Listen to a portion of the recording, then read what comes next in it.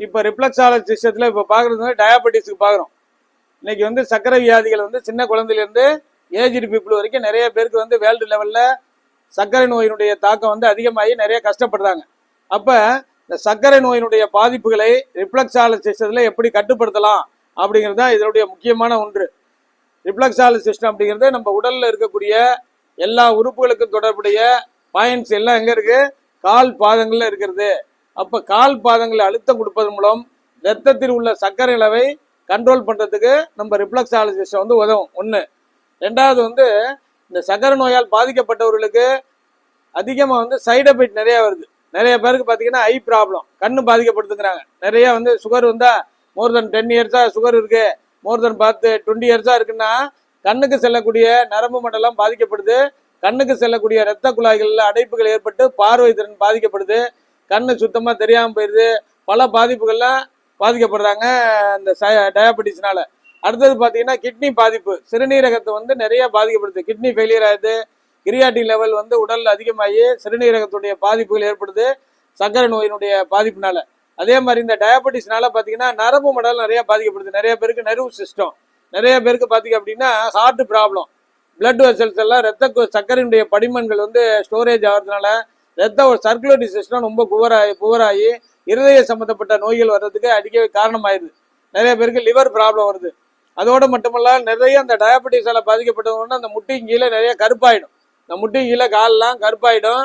அதே மாதிரி கால் பாதங்கள் வந்து நிறைய பேருக்கு எரிச்சல் ஏற்படுது. கால் பாத எரிச்சல், கால் பாதங்களுடைய மரப்பு தன்மை, கால் பாதங்கள் வந்து உணர்வற்ற நிலை, இதெல்லாம் நிறைய டயாபெட்டிஸ் பேஷண்ட்டுக்கு வந்துடுது. அப்போ நம்ம பார்க்கறது இல்லாமல் ரத்தத்தில் உள்ள சர்க்கரை அளவை மட்டும்தான் டெஸ்ட் பண்ணுறோம். ரத்தத்தில் உள்ள சர்க்கரை அளவை கண்ட்ரோல் பண்ணுறது தான் மெடிசன் சாப்பிட்றோம். உடலில் இருக்கக்கூடிய பாதிப்புகளுக்கு யாரும் சரியாக கவனிக்கிறது இல்லை. ஏன்னு கேட்டால் ஒரு ரத்தத்தில் சர்க்கரை அளவு அதிகமாகிறதுக்கு முன்னாடியே உடலில் எல்லா பகுதிகளுக்கும் அந்த சர்க்கரை படிமன்கள் டெபாசிட் ஆகி அது அதிகப்படியாகும் போது தான் ரத்தத்தில் காட்டும். அப்போ நம்ம ஒரு டெஸ்ட் எடுக்க போகிறப்ப 80லேருந்து 120 mm அந்த சர்க்கரை அளவு இருந்துச்சுன்னா எந்த பிரச்சனையும் இல்லை. அதை தாண்டி ஒரு டெஸ்ட் எடுக்கிறோம், குளுக்கோஸில் வந்து 300 இருக்கும், சில பேருக்கு 250 இருக்குன்னா அன்னையிலேருந்து மருந்து மாத்திரை மெடிசன் எடுக்க ஆரம்பித்தோம்னா நம்ம வாழ்நாள் முழுவதே மருத்துவத்தை எடுத்து வைக்கக்கூடிய ஒரு சூழ்நிலை ஏற்படுத்துவது தான் இந்த டயாபெட்டிஸ் அப்படிங்கிறது. அப்போ ரத்தத்தில் உள்ள சர்க்கரை அளவை நார்மலாக வச்சுக்கிறதுக்கு நம்ம 100% நம்ம ரிஃப்ளெக்ஸாலஜிஸ்ட் அற்புதமாக உதவும். அதோடு மட்டும் இல்லாமல் இந்த சைடு எஃபெக்ட் வருது பாருங்க, கால் பாத எரிச்சல், கால் பாத மரப்புத்தன்மை, கால் பாதத்தில் உணர்வற்ற சூழ்நிலை, அதே மாதிரி சில பேருக்கு கண் பாதிப்பு, இருதய பாதிப்பு, நரம்பு சம்மந்தப்பட்ட பாதிப்பு, அலர்ஜியால் ஸ்கின் சம்மந்தப்பட்ட பாதிப்புகள்லாம் வரும். இதெல்லாம் சர்க்கரை நோயினால் வரக்கூடிய ஒரு பெரிய பாதிப்புகள். உடல் சோர்வாயிடும், இம்யூனிட்டி பவர் வந்து குறைஞ்சி போயிடும். நிறைய பாதிப்புகள் இருக்குது. எல்லாத்துக்கும் நம்ம ரிஃப்ளெக்ஸாலஜியில் எப்படி தான் இது வந்து ரத்தத்தில் உள்ள அளவை சர்க்கரை அளவை கண்ட்ரோல் பண்ணுது, சைடு எஃபெக்ட் வராமல் எப்படி தடுக்குது அப்படின்னா முதல்ல வந்து நம்ம உடலில் இருக்கக்கூடிய எல்லா உறுப்புகளுக்கும் தொடர்புடைய பாயிண்ட்ஸ் எல்லாம் நம்ம கால் பாதங்களில் இருக்குது. அப்போ பார்த்தீங்கன்னா இந்த இடத்துல இருக்கக்கூடியது நம்ம முன்னாடி சொல்லியிருக்கோம் பிரெயின் பாயிண்ட். டயாபெட்டிஸ் பேஷண்ட்டுக்கு நம்ம ட்ரீட்மெண்ட் கொடுக்கும்போது பிரெயின் பாயிண்டில் நல்லா ஃபஸ்ட்டு அழுத்தம் கொடுக்கணும். அதுக்கப்புறம் பிட்யூட்டரி சுரப்பி, இந்த பிட்யூட்டரி சுரப்பி தான் one of the master gland. இந்த பிட்யூட்டரி சுரப்பினுடைய கண்ட்ரோலில் வர்றது தான் கணையம், பேங்க்ரியாஸ் அப்படின்னு சொல்கிறது. அந்த பேங்க்ரியாஸ் தான் இன்சுலினை உற்பத்தி பண்ணுது. அந்த இன்சுலின் வந்து எதுக்கு பயன்படுதுன்னா ரத்தத்தில் உள்ள சர்க்கரை அளவை கட்டுப்படுத்துவதற்காக அந்த இன்சுலின் வந்து பயன்படுது.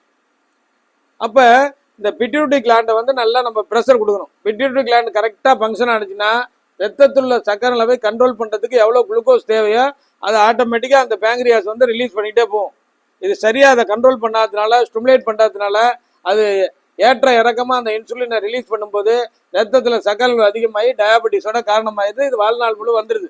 அப்போ அந்த குறைபாடு எண்டோக்ரைன் கிளாண்டுனால குறைபாடுகளை சரி செய்வதற்கு நம்ம ரிஃப்ளெக்ஸாலஜி சிஸ்டத்தில் ஸ்டிமுலேட் பண்ணுறோம். அப்போ ஃபஸ்ட்டு வந்து என்ன பண்ணுறோம், இந்த பாயிண்ட் பிட்யூட்டரி கிளாண்டை ஸ்டிமுலேட் பண்ணோம். அதுக்கப்புறம் இந்த பேங்க்ரியாஸுங்கிற கணையத்தை வந்து ஸ்டிமுலேட் பண்ணுவோம். அதுக்கப்புறம் இதுக்கு முக்கிய பங்கு வந்து தைராய்டு பாராதைடு பாயிண்ட். இந்த தைராய்டு கிளாண்ட்லேருந்து சுரக்கக்கூடிய தைராக்சின் அப்படிங்கிற ஹார்மோன் வந்து நம்ம உடலில் இருக்கக்கூடிய நச்சு பொருள்கள், கழிவுப் பொருள், இறந்த செல்கள்லாம் தேங்காமல் வெளியேற்றுவதற்கு அந்த ஹார்மோன் பயன்படுது. அது ப்ராப்பராக ஃபங்க்ஷன் ஆனாலும் ரத்தத்தில் சர்க்கரை அளவு நார்மல் நிலைக்கு கொண்டு வருவதற்கும் இந்த கிளானுடைய சப்போர்ட்டும் தேவை. அதுக்கு அடுத்தது பார்த்தீங்க அப்படின்னா நேராக வந்து அட்ரினல் கிளாண்ட். இந்த அட்ரினல் கிளாண்ட் அப்படிங்கிறது அதுலேருந்து சுரக்கக்கூடிய ஹார்மோன் வந்து மிக முக்கியமாக வந்து ஆக்சிஜனை வந்து நம்ம உடலுக்கு கொண்டு போகிறதுக்கு பயன்படுது. அட்ரினல் கிளாண்ட்லேருந்து சுரக்கக்கூடிய ஹார்மோன் நோஸ் வழியா வெளியில வந்து வெளியில இருக்கிற ஆக்சிஜனை எடுத்துட்டு போய் லங்ஸுக்கு சேர்த்து அது ரத்தத்துல கலந்து உடல்ல எல்லா பகுதிகளுக்கும் தங்கு தடை இல்லாம ரத்த ஓட்டத்தை எடுத்து செல்வதற்கு அந்த அட்ரினல் சுரப்பி வந்து பங்கு வகிக்குது. அப்ப அது சரியா ஃபங்க்ஷன் ஆகலாம்னா ஆக்சிஜன் கெப்பாசிட்டி குறைய குறைய சர்க்குலேட்டிஸ் தான் பூராகும். அதனால ரத்த படிமன்கள் வந்து அங்கங்க ஸ்டோரேஜ் ஆயிரும். அதுவும் வந்து சர்க்கரை நோய் அதிகமாகிறதுக்கு அடிப்படை காரணமாயிரும். அப்ப மெயினா டயபெட்டிஸ் வர்றவங்களுக்கு இந்த brain point, pituitary gland point, அடுத்த thyroid parathyroid point, pancreas point, adrenal gland point, அதுக்கப்புறம் லிம் கிளாண்ட் முக்கிய பங்கு. ஏன்னா அது வந்து ரத்தத்தில் இருக்கக்கூடிய இன்ஃபெக்ஷனை வந்து உடல்ல தங்காம வெளியேற்றுவதற்கும் உடலுக்கு தேவையான இம்யூனிட்டி பவரை கொடுப்பதற்கும் அந்த கிளாண்ட் வந்து பயன்படுது. அது நல்ல ப்ராப்பரா ஃபங்க்ஷன் ஆனாலே இந்த சர்க்கரை படிமன்கள் உடல்ல டெபாசிட் ஆகாது, ரத்தத்தில் அதிகமாவதை தடுப்பதற்கும் அந்த சுரப்பியும் தேவை.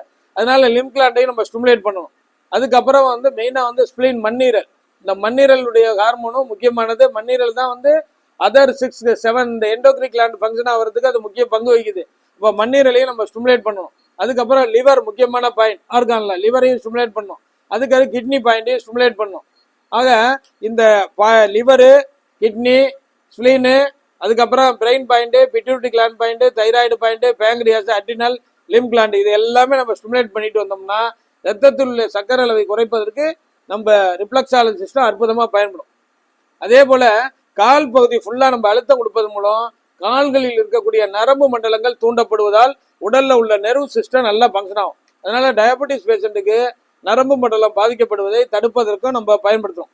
அதே போல கால் பகுதியில் கொடுக்கக்கூடிய அழுத்தத்தின் காரணமாக இந்த பிளட் வெசல்ஸ் இருக்குல்ல, காலில் ரத்த குழாய்கள் விரிவடைந்து சீரான ரத்த ஓட்டமும் ஆக்சிஜனும் உடல்ல எல்லா பகுதிகளுக்கும் செல்றதுனால சர்க்கரை படிமன்கள் எங்கெங்க டெபாசிட் இருக்கோ அதெல்லாம் கரைந்து அதை வெளியேற்றுவதற்கும் சுறுசுறுப்பாக செயல்படுவதற்கும் நம்ம ரிஃப்ளெக்ஸாலஜி உதவும். அதே போல தசை இறுக்கங்கள், டயபெட்டிஸ் பேஷண்ட் பார்த்தீங்கன்னா இந்த லெஃப்ட் சைடு வந்து ஷோல்டர் வந்து அப்படியே ஸ்டிப் ஆயிடும் நிறைய பேருக்கு. அதை வந்து அது சுகர் பாதிக்கப்பட்ட எல்லாருக்கும் இந்த கையில இந்த இடத்துல வலி, இந்த ஷோல்டர் பாதிக்கப்படும், கையை மேலே தூக்க முடியாது, இப்படி கொண்டு போக முடியாது, அது மாதிரி பிரச்சனைலாம் வரும். அதையும் வந்து சரி பண்றதுக்கு நம்ம மஸ்குலர் சிஸ்டம் எல்லா பாயிண்ட் கொடுக்கும்போது மஸ்குலர் சிஸ்டம் ஃபங்க்ஷன் ஆகும். ஆக இந்த சர்க்கரை நோய் வந்து வராதவர்கள் மாசத்துக்கு 2 வாட்டியோ 1 வாட்டியோ ரிஃப்ளெக்ஸாலஜி எடுத்துட்டு வந்தா சர்க்கரை நோயை தடுப்பதற்கு பயன்படும். வந்தவர்கள் ஆரம்ப நிலையிலேயே வாரத்துக்கு 1 நாள் இதை பண்ணிட்டு வந்தாங்கன்னா பெரும் பாதிப்புகள் வராமல் தவிர்க்கலாம். ஏன்னா நிறைய பேர் சுகர் பேஷண்ட்டு மோர் தென் 25 இயர்ஸ் 20 இயர்ஸ் இப்படியே இருக்கும்போது வயதான காலத்தில் ரொம்ப கஷ்டப்படுறாங்க. நடக்க முடியல, கண் பார்வை சரியா தெரியல, உடல் வந்து சோர்வாயிடுது, கை கால் நடுக்க ஏற்படுது, நிறைய சைடு எஃபெக்ட் வர்றது காரணமாயிடுது. அப்போ முதுமையில இளமையா ஆரோக்கியமா வாழ்வதற்கு 100% நம்ம ரிஃப்ளெக்ஸாலஜிஸ்டும் பயன்படும். ஆக சர்க்கரை நோயினுடைய ரத்தத்தில் உள்ள சர்க்கரை நார்மல் பண்ணுவதற்கும் அதனால வரக்கூடிய சைடு எஃபெக்டை தடுப்பதற்கும் 100% நமக்கு பயன்படும். அப்போ நம்ம என்ன பண்ணுவோம்னா இது பார்த்தீங்கன்னா இப்போதான் அப்படி தான் நம்ம கொடுக்கறது. இது மாதிரி ப்ரெஷர் கொடுக்கறதுனால என்ன ஆகுது, இந்த பாயிண்ட் எதாவது ஸ்டிமுலேட் ஆகுது, பிரெயின் பாயிண்ட்டு, பிட்யூட்டரி, ஆமாம் பீனியல் ஆகுது.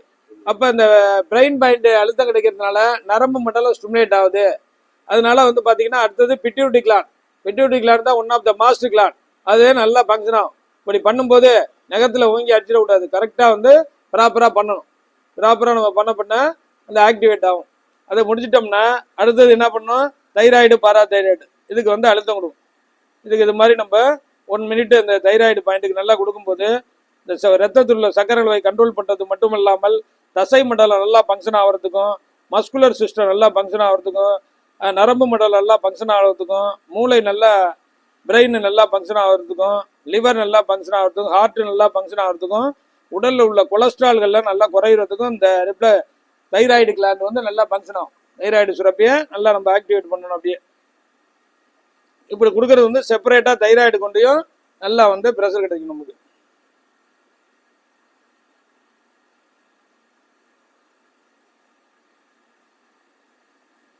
அடுத்தது பார்த்தீங்கன்னா இதான் வந்து நமக்கு பேங்க்ரியாஸ் பாயிண்ட். இது ஒரு நிமிஷம் நல்லா பேங்க்ரியாஸுக்கு நல்லா 30 செகண்டு நல்லா ப்ரெஷர் கொடுக்கணும். இதில் எதுவும் வலி இருக்காமா, இந்த பக்கம் இல்லை.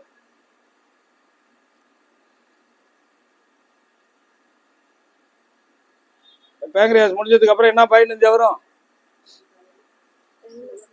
Kidney point. கிட்னி இருக்குல்ல, சிறுநீரகத்துக்கு இப்படி ப்ரெஷரை செப்பரேட்டாக கொடுக்குறோம்ல, சிறுநீரகம் கொடுக்கும்போது என்ன பாயிண்ட் கவர் ஆகிடும், அது மேலே இருக்கக்கூடிய ஹெட் ஆஃப் கிட்னியில் இருக்கக்கூடிய அட்ரினல் சுரப்பிக்கு நல்லா கிடைக்கும். இல்லை ஒரு 30 செகண்ட் நல்லா செப்பரேட்டாக கொடுக்கும்போது தனியாக கிட்னிக்கு மட்டும் நல்லா ப்ரெஷர் கிடைக்கும்.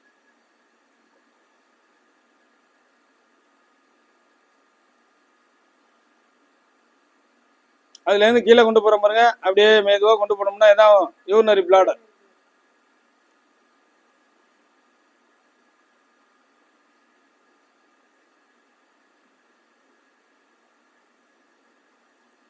ஒரு 20 கவுண்ட் அப்படியே நல்லா ப்ரெஷர் கொடுத்துட்டோம்னா கிட்னி அந்த யூரினரி பிளாடருக்கு நல்லா ஃபங்க்ஷன் ஆகும். அதுக்கப்புறம் இங்கே வரும்போது என்ன பாயிண்ட் இது?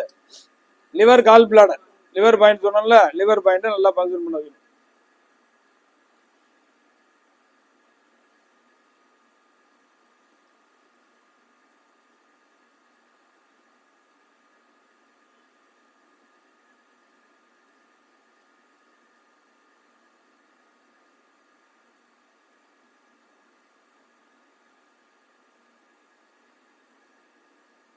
சென்டரில் வந்து சோலார் பிளக்ஸ், இதை நம்ம பயன்படுத்தணும்.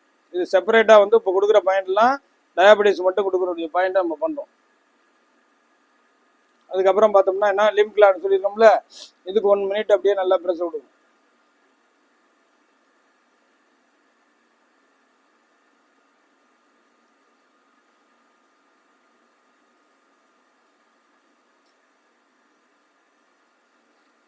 கொடுத்துட்டு கால் பாதம் ஃபுல்லாக கொடுத்துட்டீங்கன்னு வச்சுக்க, அப்படியே காலில் கொடுக்கறதுனால என்ன ஆகும்?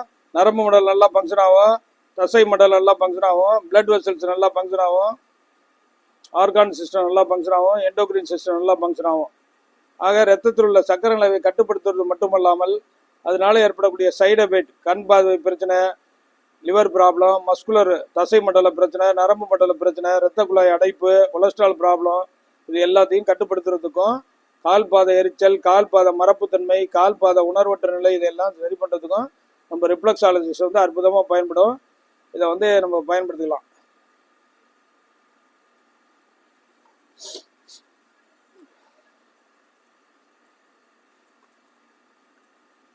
இது மாதிரி 2 காலத்தும் நல்லா செப்பரேட்டாக வந்து டயபெட்டிஸ் பேஷண்ட் கொடுத்துட்டு வந்தோம்னா ரெகுலராக ஒரு 10 டேஸு இல்லை 5 டேஸ் ட்ரீட்மெண்ட்டு, 5 டேஸ் ரெஸ்ட், இது மாதிரி கொடுக்க நல்லா ரிலீஃப் ஆகி நார்மல் நிலைக்கு வந்துடும். அதுக்கப்புறம் வந்து அவங்களுக்கு மாதத்துக்கு 1 வாட்டி 2 வாட்டி கொடுக்க பிரச்சனைகள் கொஞ்சம் கொஞ்சமாக தீரும். இது ஒன்று செப்பரேட்டாக வந்து டயபெட்டிஸ் மட்டும் அந்த பாயிண்ட்டுகளை நம்ம பண்ணுறது.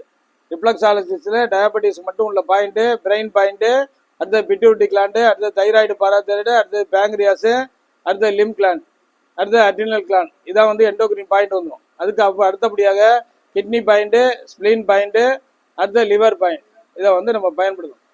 Reflexology treatment and training centre, Anna Nagar, Chennai. 30 ஆண்டுகளாக சென்னை அண்ணா நகரில் கால் பாத அழுத்த முறை பயிற்சி நிலையம், சிகிச்சை முறையும் செயல்பட்டு வருகிறது. ரிஃப்ளெக்ஸாலஜி ட்ரீட்மெண்ட் பெற விரும்புவோரும், பயிற்சி பெற விரும்புவோரும் தொடர்பு கொள்ளவும். டாக்டர் ரவிச்சந்திரன், அண்ணா நகர், சென்னை. 9444641062. நன்றி, வணக்கம்.